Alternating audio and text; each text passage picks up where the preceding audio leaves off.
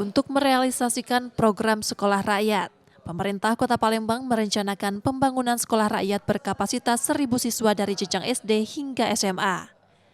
Saat ini pembangunan masih pada tahap finalisasi penentuan lokasi lahan.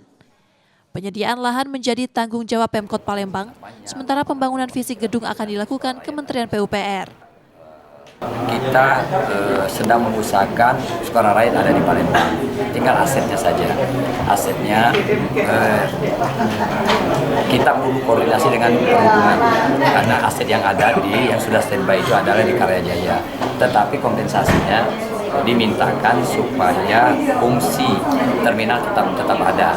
Makanya nanti kita tukar guling lah. Di sebelah kirinya itu yang belum ada penimbunan kita berikan untuk fungsi terminal masih berfungsi, tetapi yang sudah ada kita buat nanti sekolah rakyat yang memang terpadu, bahkan insya Allah yang terbaik nanti. Semuanya ada di sana. Aset lahan yang disiapkan berada di kawasan Karyajaya. Program ini ditujukan untuk memperluas akses pendidikan dan mendukung Asta-Cita Presiden. Nur Muhammad, Kompas TV, Palembang, Sumatera Selatan.